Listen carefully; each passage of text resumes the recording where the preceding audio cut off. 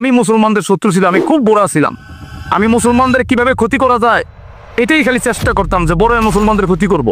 কিন্তু যাচাই করার পরের দিকে যে আরে আমি তো বলে মিথ্যে আছি, যে এই যে আমি হিন্দু থাকা অবস্থায়, আমি তো হিন্দু ছিলাম, তখন আমি ইসলাম গ্রহণে কোরআনের একটা আয়াত পড়ার করে আমি সুস্থ হয়ে গেলাম। এর চেয়ে বড় অলৌকিক ঘটনা আর কি হইতে পারে বলো?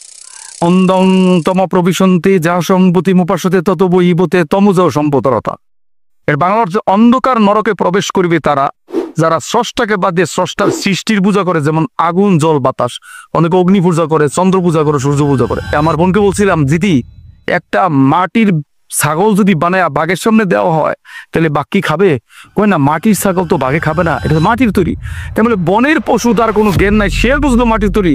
তুমি তো সৃষ্টির সেরা জীব, তাহলে তুমি কেন মানুষে এই মাটির মূর্তি বানাইয়া দেয়, এটা তুমি পূজা করো যে মাসি নাড়াইতে পারে না? এর গীতা রামায়ণ এটা হিন্দুর অনুসরণ, হিন্দুদের জন্য, বাইবেল খ্রিস্টানদের জন্য, ত্রিপিটক বৌদ্ধদের জন্য, অথচ কোরআন কার জন্য? অনেকের প্রশ্ন করলে বলে যে এটা মুসলমানের জন্য না, অসম্ভব কথা। আমার স্ত্রী ইন্ডিয়ান নায়িকার চেয়েও সুন্দর, লম্বা চূড়া, সে অনেক এতই সুন্দর ছিল যে তার পিছনে আমি 1.5 বছর বুঝ, 1.5 বছর বুলার পরে তারা রাজি হয়েছে, তারপর তাকে বিয়ে করছে। সেই স্ত্রীকে আমাকে বর্জন করতে হয়েছে। এবং আমি ইসলাম গ্রহণ করার পর স্ত্রী প্রথম 1 বছর আমার সাথে রাগ ছিল, পরে ইসলামের সৌন্দর্য দেখে ইসলামের বইগুলি পড়ে সে আস্তে আস্তে ইসলামের দুর্বল হইতেছিল।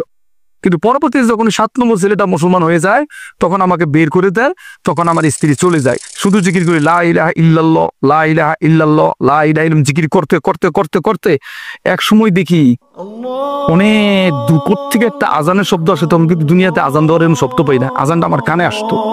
আসলে আমি চুপ হয়ে দিতাম না। প্রথম মনে করতাম যে এটা মনে ভুল শুনতেছিলাম, 2বার 3বার কয়েকবার শোনার পরে তখন আমার মনে হলো যে এইটা আর ভুল না। আপনার কাছে কি মনে হয় যে আপনি অমুসলিম থাকাকালীন সময় যেভাবে দাওয়াত দেওয়া উচিত ছিল সেভাবে দাওয়াত দেয়নি, এটা মুসলমানদের একটা বড় ব্যর্থতা? এই বিষয়টা কি আপনার মানে পীড়া দেয় কিনা? হ্যাঁ, এটা অনেক পীড়া দেয়। যে কেন পীড়া দেয়, যে আমার মা হিন্দু অবস্থা মারা গেছে, এখনো আমি আমার আশেপাশে যত মুসলমান আছে এদেরকে বলি যে দেখেন, টাকা যদি খরচ হয় আমি দিব, আপনারা তো এলাকার স্থানীয় লোক, আপনারা শুধু আমার বাবার কাছে গিয়া সম্পর্ক তৈরি করে বাবাকে একটু দাওয়াত দেন, অন্যভাবে দাওয়াত দেন, ডাইরেক্ট দাওয়াত দিয়ে না, তারা কেউ যায় না। আমার এলাকায় অনেকগুলি মসজিদ আছে, ইমামরা অনেক বড় বড় বক্তব্য দেয়, কিন্তু তারা হিন্দুদের দাওয়াত দেয় না। এখন যে আমরা মুসলমানরা মেরে ফেওয়ার ভাবছি, এটা আসলে আমাদের কর্মফল, এটা আমাদের কর্মফল। আমরা এই মুসলমান হিন্দুরা জাহান নামে চলে, আজকে যদি মুসলমানরা এরকম ভাবে সুন্দর করে দাওয়াত দিত, আজকে আমার মা জাহান নামে যাইতো না। আমার পূর্বের নাম ছিল রণজিৎ কুমার ঘোষ। আমি জেনারেল লাইনে লেখাপড়া করেছি। আমার বাসা হলো নারায়ণগঞ্জ ফতুল্লা লালপুর গ্রাম। আমার বাবার নাম দুলাল চন্দ্র ঘোষ, 6 ভাই 1 বোন। আমরা খুব সম্ভ্রান্ত ফ্যামিলি। আমাদের ব্যবসা বাণিজ্য আছে, মোটামুটি মধ্যবিত্ত ধনী ফ্যামিলি বলা যায়। যাই হোক, আমি যে কিভাবে মুসলমান হলাম, কেন ইসলাম গ্রহণ করলাম, সে বিষয়ে বলতে গেলে শুরু থেকে বলতে হয়। তো প্রথমে আমি ছোটবেলা থেকে ধর্মভীরু ছিলাম। তো আমি প্রচুর পূজা করতাম। বাসায় যে হিন্দুদের বাসায় দেখবেন আপনার থাকে, ছোট ছোট মন্দির থাকে, যেগুলি কাঠ দিয়ে বানানো। এই মন্দিরগুলির মধ্যে বিভিন্ন মূর্তি থাকে, তখন আমি মূর্তিগুলি পূজা দিতাম। তো এভাবে আস্তে আস্তে বড় হতে থাকলাম, ইন্টারমিডিয়েট পাস করলাম। তারপর আমার একটা রোগ শুরু হলো। রোগটা আসলে ক্লাস 4 থেকে তখন বুঝতাম না। তখন ওই রোগটার জন্য আমি বেশি বেশি আরো পূজা করতাম। সকালে পূজা দিতাম, দুপুরে পূজা দিতাম, সন্ধ্যার সময় পূজা দিতাম। তারপরে স্কুলে আসা যাওয়া করতাম, যে হরে কৃষ্ণ হরে রাম জপ করতাম। যখন আমি হিন্দু ছিলাম তখন বিভিন্ন রকম পূজা করতাম, কাজ পূজা, মাছ পূজা, ওয়াল পূজা, দেওয়াল পূজা, কালী পূজা, লক্ষ্মী পূজা, সরস্বতী পূজা, মানে কি গৌরী পূজা, কত কিছু পূজা করতাম। তো যাই হোক, এই আবাদতগুলি করতে গিয়া আস্তে আস্তে যখন বড় হইতেছি, কিন্তু আমার শরীর আর সুস্থ হইতেছে না। তোর শরীর সুস্থ হইতেছে না। ছোটবেলায় তো মাহফিলে শুনতাম, তখন ওই আলেমরা বলতো যে ইসলাম সত্য ধর্ম, হ্যাঁ, অন্যান্য ধর্ম বাতিল। তখন আমি ওনার কথাটা আমার ব্রেনে ছিল, যে দেখি যে ইসলাম ধর্মের কিছু পালন করে আমি সুস্থ হই কিনা। তার আগে বলি যে দেখেন, আমি সুস্থ হওয়ার জন্য প্রতি শুক্রবারে স্কুল কলেজ বন্ধ থাকলে প্রতি শুক্রবার আমি গীতা পড়তাম। শ্রীমদ ভগবত গীতা পড়ে আমি উপরের দিকে হাত তুলে বলতাম, হে ভগবান, হে শ্রীকৃষ্ণ, তুমি আমাকে সুস্থ করে দাও। এরকম অনেক বলছি, কিন্তু সুস্থ হই না। ডাক্তার দেখাইছি, এলোপ্যাথি, হোমিওপ্যাথিক, তারপরে কবিরাজি কিছু ডাক্তার আছে যারা টাক্কারিস্তা, বিভিন্ন কবিরাজি ওষুধ, এগুলি কাজ হয় না। তো ওষুধ, এলোপ্যাথিক ওষুধ খেলে কিছুদিন ভালো থাকে, আবার অসুস্থ হয়ে যাবে। তো যাই হোক, এই যখন দেখলাম যে এত কান্নাকাটি করার পর ভগবান শ্রীকৃষ্ণ, যেটা আমরা বলতাম আর কি হিন্দু থাকা অবস্থায়, যে কোনো কাজ হচ্ছে না, ওনাকে টাকার বড় কাজ, অনেক কান্নাকাটি করতাম, কাজ হচ্ছে না, তখন ওই আলেমদের কথা মনে পড়লো যে ওনারা বলছে ইসলাম সত্য ধর্ম, তো ইসলামের কিছু আমল করে দেখি। তখন আমি, আমার দুটো বন্ধু ছিল, তাদের নামটা না বললেই নয়, একসাথে লেখাপড়া করতে, একজনের নাম ফারুক আর একজনের নাম মিজান। তো ওদেরকে বলতাম যে দোস্ত, তোদের ধর্মের কোনো বই আমাকে দেওয়া যায়? তো বললো যে হ্যাঁ দেওয়া যায়। তখন তারা কি করলো, আমায় কোরআন দিল না। আসলে উচিত ছিল তাদের বাংলা কোরআন, তো তারা বাজার থেকে একটা কিতাব কিনা দিল। ওই কিতাবের ভিতরে একটা সূরা পাইলাম, এই সূরাটার নাম হলো আয়াতুল কুরসি, সূরা বাকারা 255 নম্বর আয়াতুল কুরসি। সেই আয়াতুল কুরসি নিচে লেখা আছে ইহা রোগের মহা ঔষধ, এটা বললে মানুষের এই রোগ সেরে যায়। তখন আমি তখন তো আরবি পড়তে পারতাম না, কিন্তু বাংলা উচ্চারণগুলি পড়তে পারতাম। তখন আমি ওই সূরাটার বাংলা অর্থগুলি পড়লাম আর উচ্চারণটা পড়লাম, উচ্চারণ পরে বাংলা অর্থগুলি পড়লাম। তো যেদিন দিনের বেলায় পড়লাম, ওই দিন রাতের বেলা আল্লাহ তাআলা আমাকে সুস্থ করে, সুবহানাল্লাহ। তখনও তো আমি ক্লিয়ার না যে হিন্দু ধর্ম ছাড়বো কিনা। তখন আমার আস্তে চিন্তা আসলো যে এতদিন হিন্দু ধর্ম পালন করলাম, কিন্তু হিন্দু ধর্মে কোনো কাজ হলো না। এত আমল করলাম, এত কৃষ্ণকে ডাকলাম, যে পরিমাণ কৃষ্ণকে ডাকছি এই পরিমাণ যদি আমি আল্লাহ তাআলাকে ডাকতাম, তাহলে মনে হয় আমি আল্লাহর ওলি হয়ে যেতাম। তো যাই হোক, এরপরে যখন এইভাবে সুস্থ হইলাম, তখন আমি চিন্তায় বললাম যে এই যে প্রশ্নটা আপনাদের সামনে তুললাম যে এতদিন হিন্দু ধর্ম পালন করলাম, কাজ হলো না কেন। আসলে বিষয়টা হচ্ছে কি, এটা নিয়ে চিন্তা করতে করতে একসময় চিন্তা করলাম যে আমি একটু উপরের দিকে হাত তুলি। তো আমরা 6 ভাই 1 বোন, আমার বাবা বিল্ডিং করেছে, প্রত্যেকে একটা করে ফ্ল্যাট দিয়েছে। তো আমার ফ্ল্যাটে আমি প্রতিদিন রাত্রে বসে উপরের দিকে হাত তুলতাম। আমি ভগবানও বলতাম না, আল্লাহ বলতাম না, হে পৃথিবীর মালিক, হে পৃথিবীর সৃষ্টিকর্তা, তোমার যেই পথটা সত্য, যেই ধর্মটা সত্য, সেই ধর্মের কিছু নমুনা বা অলৌকিক ঘটনা আমাকে দেখাও। যেটা সত্য সেটা আমি গ্রহণ করি। এভাবে 10 দিন প্রার্থনা করছি, কিন্তু আমাকে দেখাই। 11 দিনের রাত্রে আগে আমি দিনের বেলায় ভাবলাম মন খারাপ। আমি তখন ইন্টারমিডিয়েটের ছেলে পড়াইতাম, ছেলে মেয়েদের পড়াইতাম অ্যাকাউন্টিং, ইংরেজি আর ডিগ্রি ইংরেজি পড়াতাম। ইন্টারমিডিয়েট অ্যাকাউন্টিং পড়তাম, ডিগ্রি ইংরেজি পড়াইতাম। তো যখন কাজ হচ্ছে, সকালবেলায় গিয়ে ছেলেদের ছুটি দিয়ে বসে রইলাম 11টার থেকে, মন খুব খারাপ। এমতো অবস্থায় একজন মুসলিম, না এখানে একটু কথা বাকি রয়েছে যে আমি যে 10 দিন প্রার্থনা করলাম, 10 দিন প্রার্থনা করার পর কাজ হয় না। তো 11 দিনের দিন আবার ভাবলা যে আপন মা যদি শিশু বাচ্চা কান্নাকাটি করে, তাহলে তো মাও বাচ্চাকে বুকের দুধ দেয়, তাহলে আল্লাহ তাআলা নাকি এর চেয়ে বেশি মায়া, অনেক মায়া। তাহলে আজকে রাত্রে আমি আল্লাহ তাআলার কাছে কান্নাকাটি করে দেবো, আল্লাহ তাআলা আমাকে দেখাই কিনা। তখন আমি কি করলাম, আবারও আমি, যেহেতু এটা আলেমদের কথা যে আল্লাহ তাআলার মায়া বেশি, তো এখন আমি এটা শোনার পরে যখন আবার রাত্রে বসলাম, বসে 12টা একটা পর্যন্ত কান্নাকাটি করলাম, হে পৃথিবীর মালিক, হে পৃথিবীর সৃষ্টিকর্তা, আমি তো বিভ্রান্ত, আপনার নিজের গুণে, তখন এই কথাটা আমি বলছি যে আপনার নিজের গুণে আমাকে সঠিক পথ দেখান। তাই আমি এই কান্নাকাটি করে শিহরেছি। আমার ধারণা ছিল যে আমি আজকে কিছু একটা দেবে, কিন্তু আমাকে রাত্রে দেখায়নি। মনটা খুব খারাপ। ছাত্রছাত্রী পড়ায় ছুটি দিয়ে 11টার দিকে বসে রয়েছি কোচিং সেন্টারে, এমন সময় একজন মুসলমান লোক এসে আমার টেবিলে, মানে যে রুমে পড়ায় ছাত্রদের টেবিলের এক পাশে উনি বসলো, আমি আরেক পাশে বসো। তো ওনাকে আমি বলতে পারতাছি না যে আপনি চলে যান, উনি কথা বলতেছে। কেন বলতে পারতেছি না, উনি এমন একজন লোক ছিল, ওনার ব্যবহার এতই ভালো ছিল যে এই লোকের বলা যায় না যে আপনি চলে যান, আমার মন খারাপ। উনি হিন্দুর সাথে ভালো ব্যবহার করে, বৌদ্ধের সাথে ভালো ব্যবহার করে, খ্রিস্টানদের সাথে ভালো, সবাই সাথে, মানে সব মানুষের সাথে ভালো, এত ভালো। তো এরকম মুসলমান আমি খুব কম দেখছি, এখনো এরকম মুসলমান পাই না, সত্য কথা, যেটা খুব কম। তো ওনাকে এই কথা বলতে এক পর্যায়ে একটা কলম বা পেন্সিল সিলতে করে পড়ে গেল।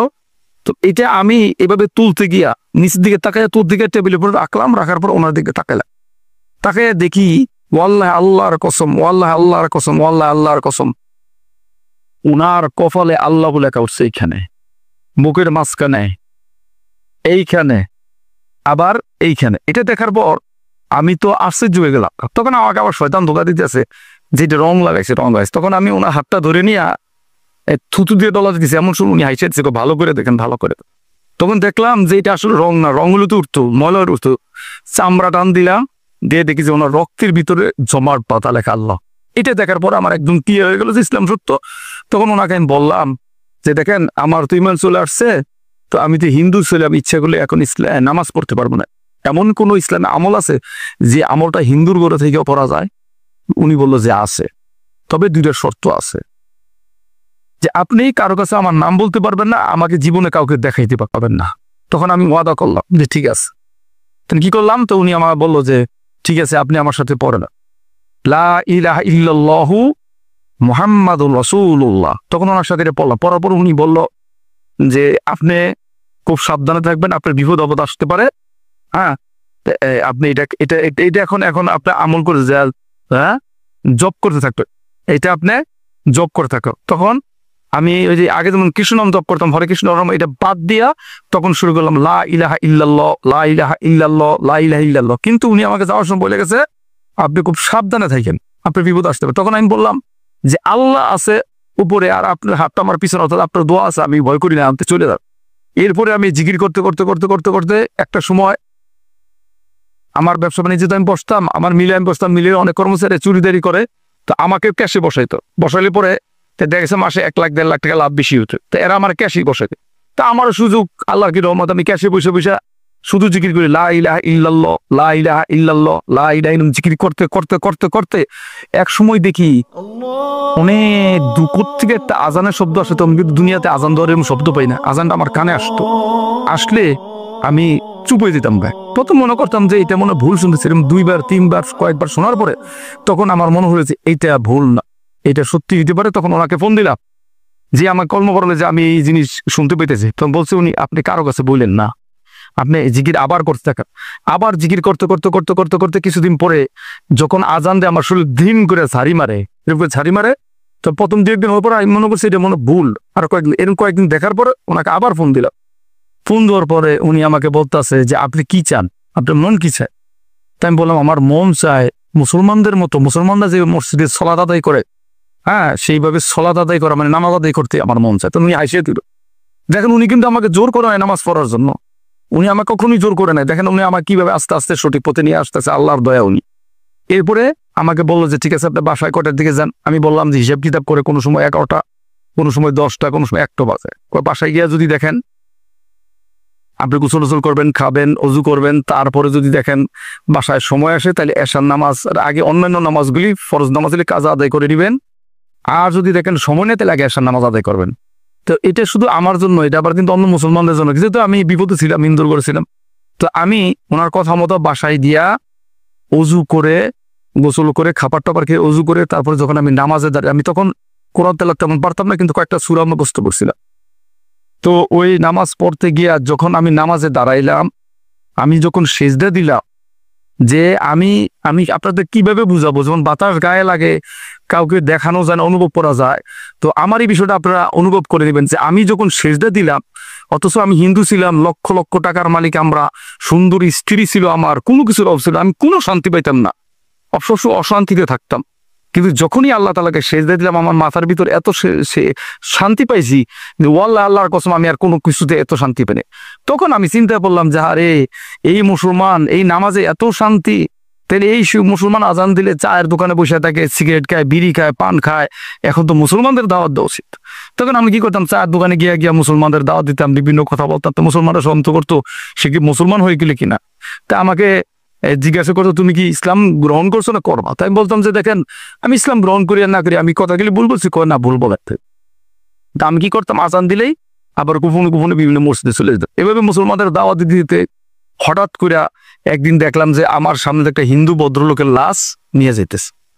এই লাশটা নিয়ে যাওয়ার পর আমি ভয় পেয়ে গেলাম যে আজকে তো এই অবস্থা আমার হইতে পারতো, কারণ হিন্দু লোকটা তো চিরস্থায়ী জাহান্নামী।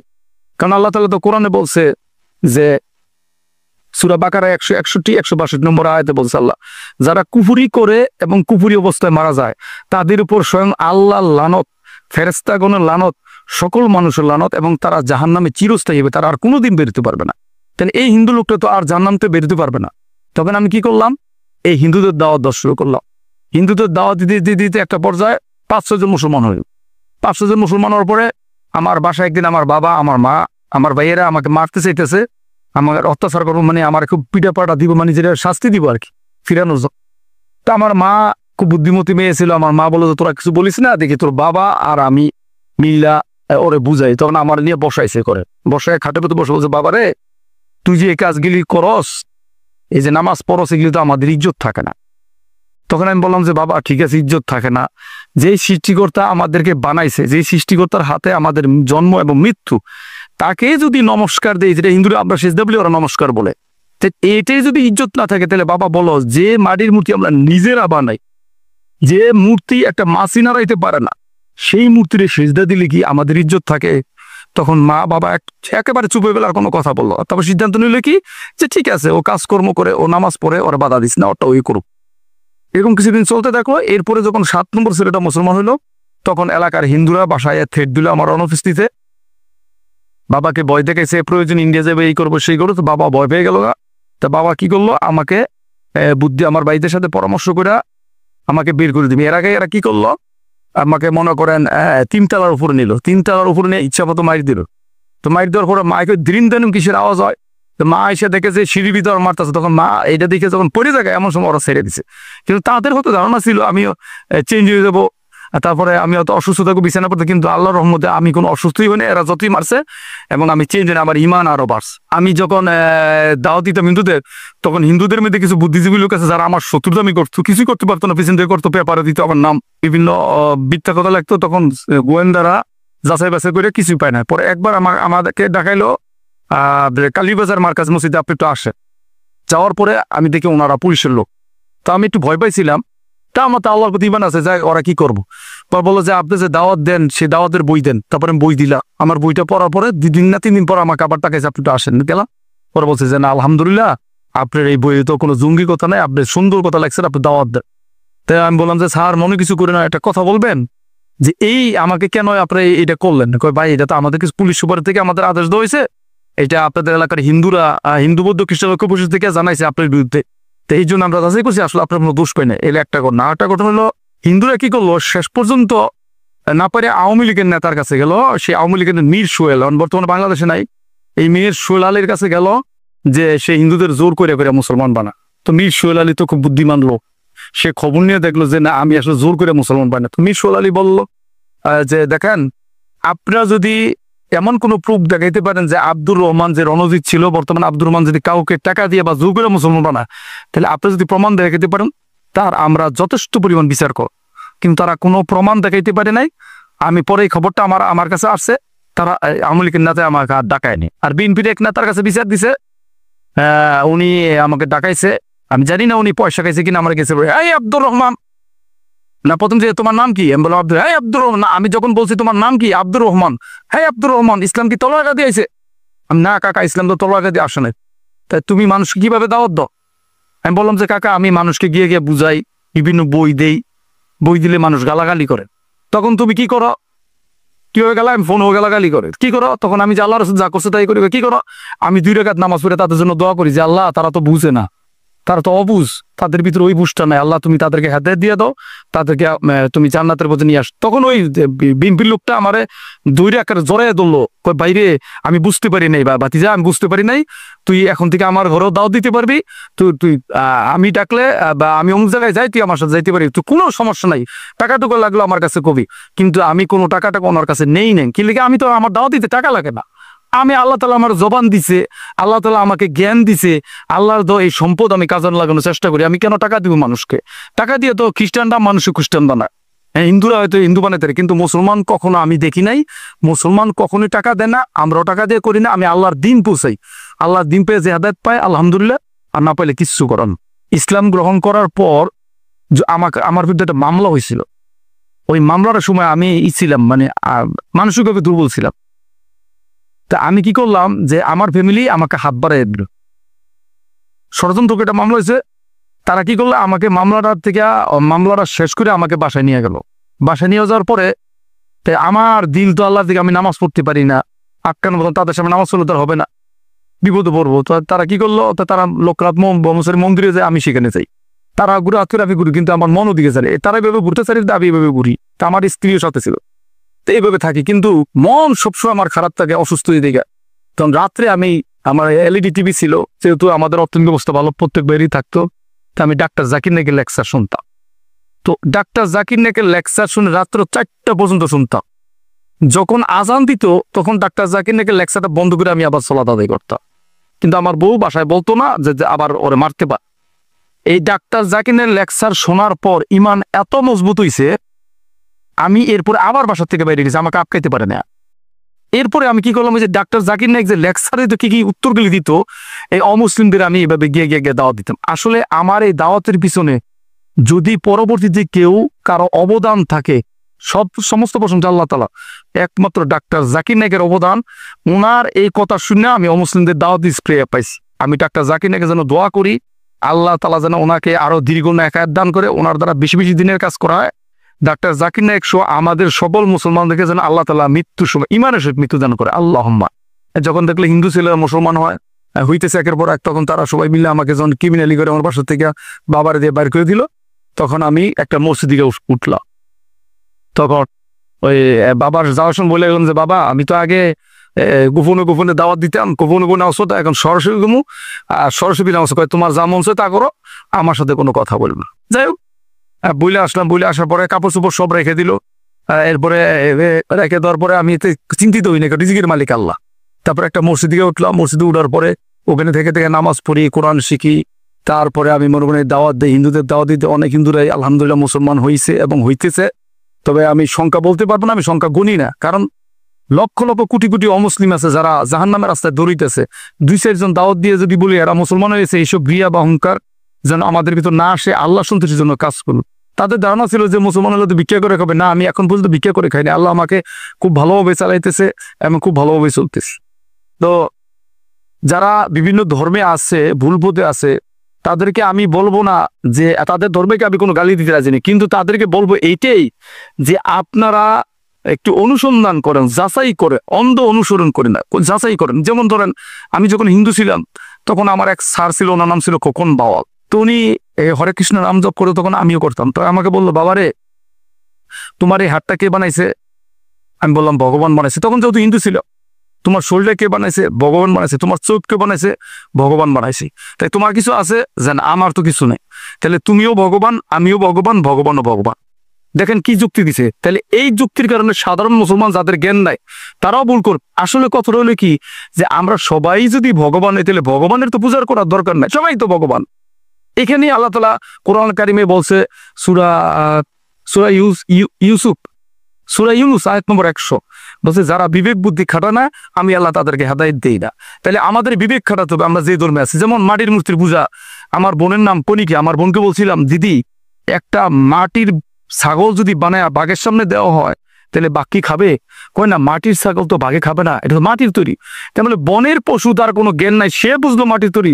তুমি তো সৃষ্টির সেরা জীব, তাহলে তুমি কেন মানুষে মাটির মূর্তি বানাইয়া দেয়, এটা তুমি পূজা করো যে মাছি নাড়াইতে পারে না?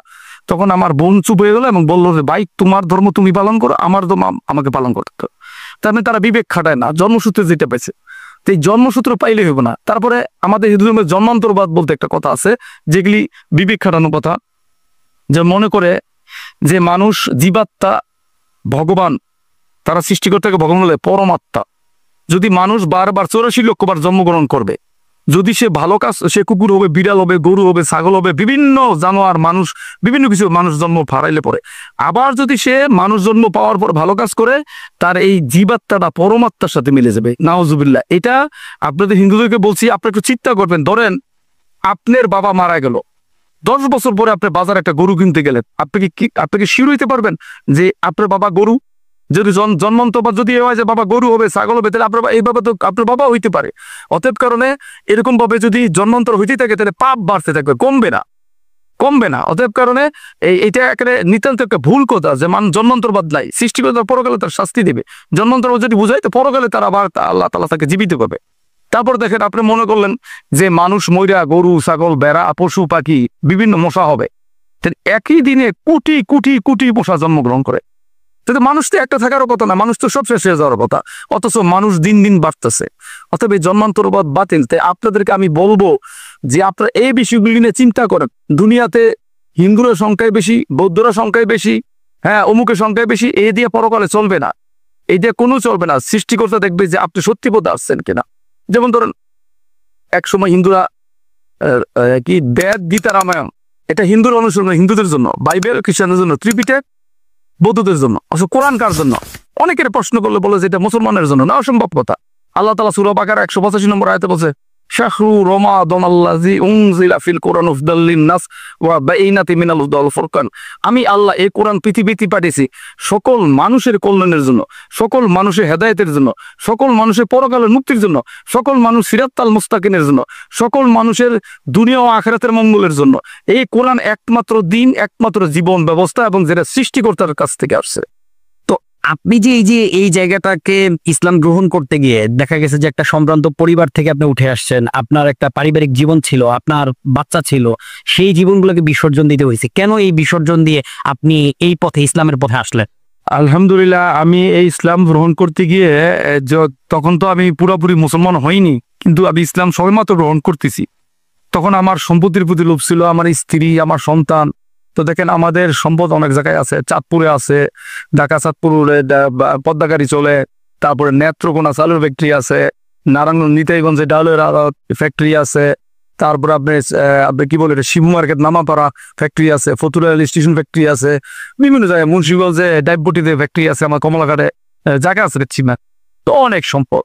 তো বিষয়টা হচ্ছে কি যে তারপরে আমার স্ত্রী ঢাকা ইউনিভার্সিটির ছাত্রী, সে মাস্টার্সে ফার্স্ট ক্লাস পাওয়া, সে সোনালী ব্যাংকের একটা নাম্বার 1 অফিসার, অনেক টাকা স্যালারি পায়।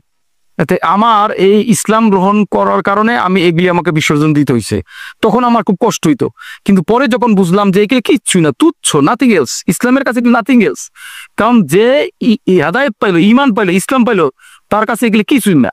তো আমাকে আল্লাহ তাআলা, ওই যে আল্লাহ তাআলা কোরআনে রাসূলের একটা হাদিস আছে, হাদিসে কুদসির ভিতরে, যে আল্লাহ তাআলা বলতেছেন, হে আদম সন্তান, তোমরা আমার ইবাদতের জন্য অবসর সময় বের করো এবং ইবাদতে মন দাও, তাহলে আমি তোমাদের অন্তরকে প্রাচুর্য দিয়ে ভরে দেব আর তোমাদের অভাবগুলি দূর করে দেব।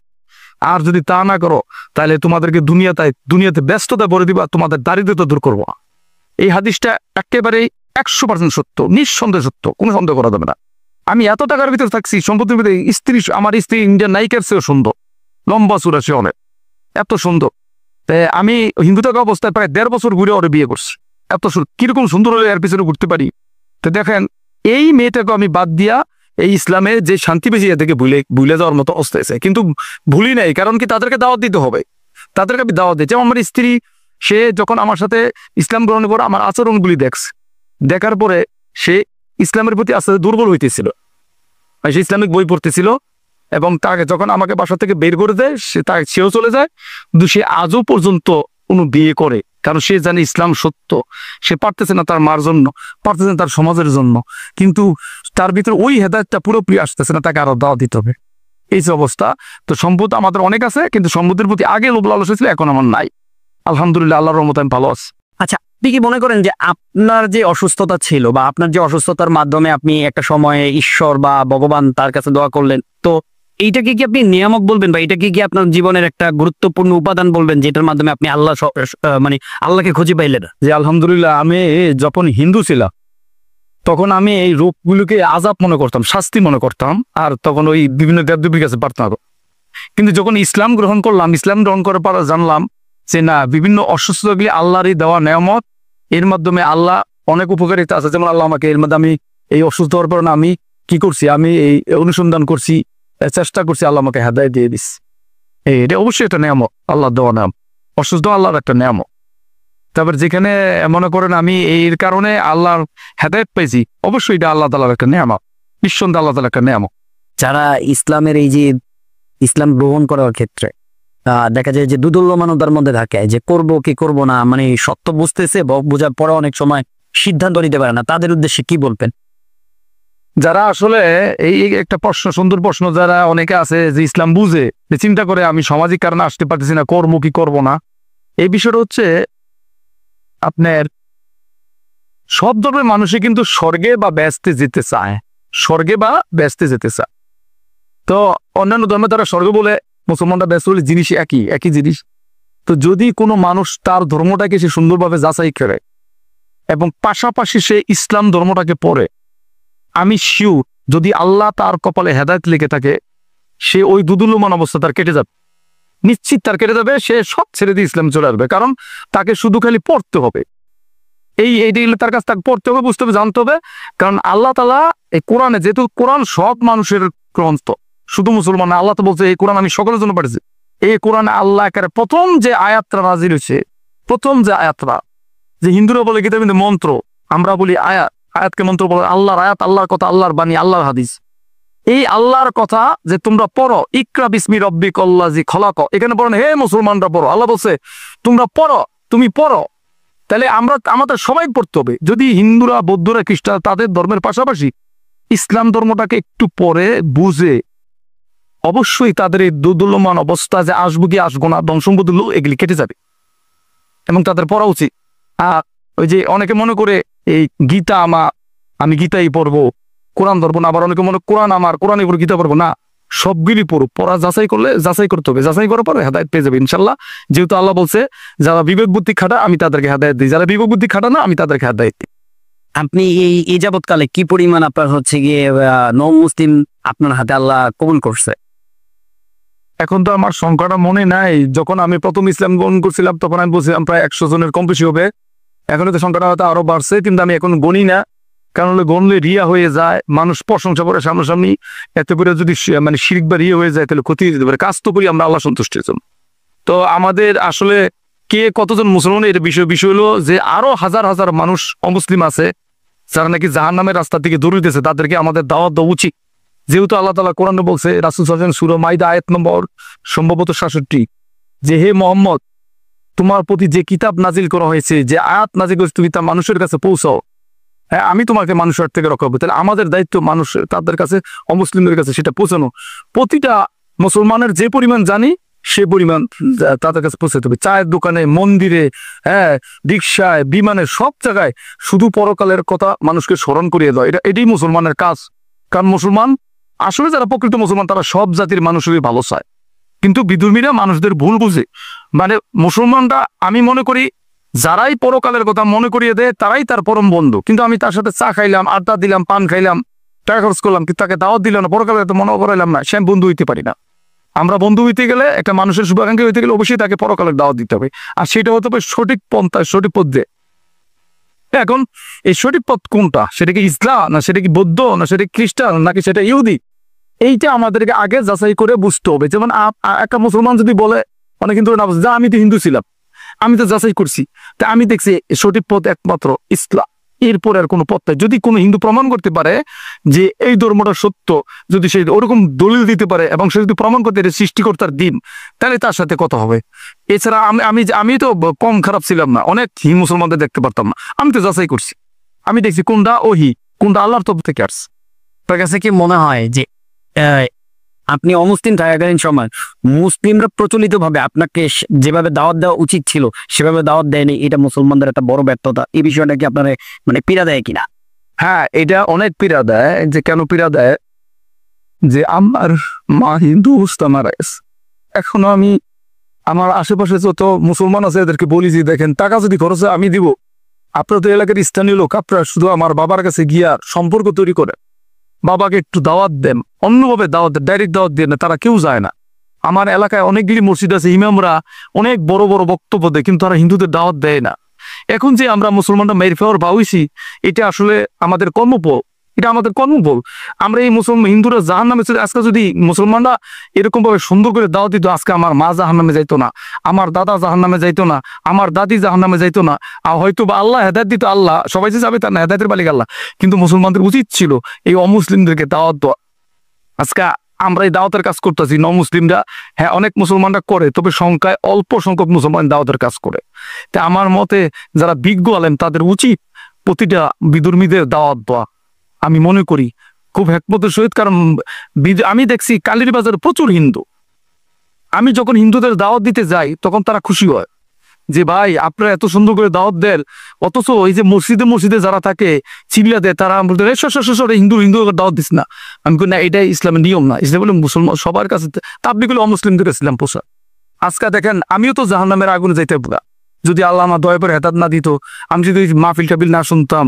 তো এই জন্য হিন্দুদের বৌদ্ধদের ধরে ধরে দাওয়াত দেওয়া, মনে করি কাছে গিয়া নিজের পকেটে টাকা খরচ করে দাওয়াত দেওয়া উচিত। এবং এটার সুফলটা আবার দুনিয়া তো মুসলমানরা ভোগ করতো, আখেরা তো ভোগ করবে। হিন্দুরা তো মুসলমানদের জান্নাতে যাবে, এটা অবশ্যই একটা চরম ব্যর্থতা। এবং মুসলমানরা এখন অলস হয়ে গেছে, আগে যেভাবে দাওয়াত দিত এইভাবে দাওয়াত দেন। মুসলমানরা যেমন আপনার সূরা আল ইমরান 185 নম্বর আয়াত আল্লাহ তাআলা বলছে ওয়ামাল হায়াতুদ দুনিয়া ইল্লা মাতাউল গুরুর, এই দুনিয়ার জীবন সামান্য ভোগের সামগ্রী, ধোঁকা ছাড়া কিছুই না। তাহলে এই কথাতে বোঝা যায় মুসলমানের জিন্দিগি হবে টুকটাক, আখিরাত হবে ঠিকঠাক। তাহলে মুসলমান কি করবে? আমল করবে এবং এই আমল অন্যের কাছে পৌঁছাবে, দাওয়াত দিবে। কিন্তু মুসলমান কি করতেছে? অধিকাংশ মুসলমান এখন বাড়ি গাড়ি নারী নিয়ে ব্যস্ত, সম্পদ নিয়ে ব্যস্ত। এটা তো মুসলমানের হইতে পারে না। হ্যাঁ, সম্পদ আপনি কামান, যদি আল্লাহ দেয় বৈধভাবে দায়ের করেন, কিন্তু আপনার মূল টার্গেট হচ্ছে দিন, এবং এটাই প্রধান কাজ, সাথে সাথে সম্পদ। এতে মুসলমান অলস হয়ে গেছে। আমি সকল মুসলমানদের বলবো যে এখনো সময় আছে, আপনার দাওয়াতের কাজ বাড়ান। দাওয়াত থাকবে তো দিন থাকবে, দাওয়াত না থাকলে দিন নষ্ট হয়ে যাবে, মানুষ দুশৃঙ্খল হয়ে যাবে, মুসলমান বা মুসলিমদের হয়ে যাবে। আমি তাই বলতেছি না যে খালি হিন্দুকে দাওয়াত দেন, মুসলমানদেরকেও দাওয়াত দিতে হবে, তবে বেশি বেশি অমুসলিমদেরকে দাওয়াত দিতে। যদি অমুসলিমদেরকে ইসলাম বোঝানো হয়, তারা যদি ইসলাম গ্রহণ না করে, তারা যদি বুঝতে পারে ইসলাম সত্য, তারা ইসলামের আর কোনো ক্ষতি করবে না। আমাদের এই ব্যর্থতা আছে, আমরা তাদের কাছে ইসলাম ওইভাবে পৌঁছাইতে পারি। আসলে প্রতিটা মানুষের এই বিবেকটা খাটানো দরকার যে আমি যে মূর্তির সামনে সেজদা দিই, বা যীশু খ্রিস্টের মূর্তির সামনে সেজদা দিই, বা বৌদ্ধের মূর্তির সামনে সেজদা দিই, আমরা কেন দেই? যে আমরা পরকালে মুক্তির জন্য। কিন্তু আমরা আসলে কেউ কি যাচাই করে দেখছি যে এইভাবে কি আমরা পরকালে মুক্তি পাবো বা জান্নাতে বা স্বর্গে যাব? আমাদের এই কাঙ্ক্ষিত লোকে পৌঁছতে হলে আমাদের যাচাই করতে হবে, অন্ধ অনুসরণ করা যাবে না। আমাদের অবশ্যই যাচাই করা উচিত, আমাদের যাচাই করা উচিত। এবং একটা জিনিস খেয়াল রাখতে হবে যে আমরা যেই মূর্তিকে সেজদা দেই বা যে যাকে সেজদা দিই, সে তো একটা মাছিও তাড়াতে পারে না। তারপর যদি কোনো একটা জোরে একটা তুফান আসলে পড়ে গেল, বা একটা কুকুরে এসে প্রস্রাব করে দিল, সে তো কিছুই করতে পারে না। যেমন আমার মিলে আমি দেখছি বাবা, এই কি বলে এটা, মিলের ভিতরে দেখছি যে আপনার ব্যবসা যারা করে, পূজাটার নাম ভুলে গেছি আমি, বিশ্বকর্মা পূজা, বিশ্বকর্মার মূর্তি এনে রাখছে, এটা থুইয়া গেছে, বাবা সবাই গেছে কাজ করতে, মানে বিভিন্ন কিছু জোগাড় করতে, এখানে কুকুরে প্রস্রাব করে দিচ্ছে, কিন্তু কিছু মূর্তি তো কিছু করতে পারে না। তো আমি যার পূজা করি, তার ক্ষমতাটা কতটুকু, সে আমাকে জান্নাতে বা স্বর্গে নিতে পারবে কিনা, এটা তো প্রতিটা মানুষের যাচাই করা উচিত। এখানে আমি কোনো ধর্ম কটাক্ষ করার জন্য বলতেছি না, বলতেছি যে আমি আপনি যেই হন, আমরা যেই হই, আমরা যে পরকালে মুক্তি পাবো, আমরা যেই পথে যেই পথটা অনুসরণ করছি, সেই পথটা সঠিক কিনা, এটা যাচাই করলেই মানুষ সঠিকটা বুঝে যাবে ইনশাল্লাহ। যে এই যে আমি হিন্দু থাকা অবস্থায়, আমি তো হিন্দু ছিলাম, তখন আমি ইসলাম গ্রহণে কোরআনের একটা আয়াত পড়ার করে আমি সুস্থ হয়ে গেলাম, এর চেয়ে বড় অলৌকিক ঘটনা আর কি হইতে পারে বলেন? আরে কোরআন হইতে একটা অলৌকিক জিনিস, যা আল্লাহর তরফ থেকে আসছে। পৃথিবীর সমস্তগুলি ধর্ম, কিন্তু কোরআন তো ধর্ম না, ইসলাম তো ধর্ম না, ইসলাম হলো দিন। আল্লাহ কোরআনে বলছে ইন্না দিনা ইনদাল্লাহিল ইসলাম, আল্লাহর কাছে একমাত্র মনোনীত দিন হচ্ছে ইসলাম। আর দিন অর্থ হলো জীবন ব্যবস্থা, জন্ম থেকে মৃত্যু পর্যন্ত। ধর্ম এক জিনিস আর দিন আরেক জিনিস। এই দিন বুঝতে হলে মানুষের পড়তে হবে। আমি এখন মনে করি প্রতিটা হিন্দুর ঘরে, বৌদ্ধর হাতে, খ্রিস্টানদের কোরআন হাতে হাতে পৌঁছে দেওয়া, বাংলা অর্থ কোরআনগুলি পৌঁছে দেওয়া, তারা পড়ুক বুঝুক, এরপর তারা না আসলে তাদের ব্যক্তিগত ব্যাপার। যেমন আমরা একটা বাড়ি কিনতে গেলে আমরা কি করি? এসএ, সিএস, আরএস পড়ছে, সব যাচাই করি। একজন বিশাল বড় আলেম বা একজন বিশাল বড় পণ্ডিত, তার কথা মতো আমরা জায়গা নিই, আমরা যাচাই করি। তাহলে দুনিয়াতে অল্প কদিন থাকার জন্য যদি যাচাই করি, তাহলে আমাদের কি উচিত না পরকালে, এই দুনিয়া তো জন্ম আছে মৃত্যু আছে, পরকালে জন্ম আছে মৃত্যু নাই, তাহলে আমাদের কি উচিত না পরকালে মুক্তির জন্য এটা ভালোভাবে যাচাই করা? তাই যারা খ্রিস্টান, হিন্দু, বৌদ্ধ, আপনাদের সবাইয়ের কাছে অনুরোধ হলো, জোর নাই। আমরা এই মুসলমান কাগজ, আমাকে কেউ জোর করে মুসলমান, আল্লাহর কসম, আমাকে কেউ জোর করে নাই।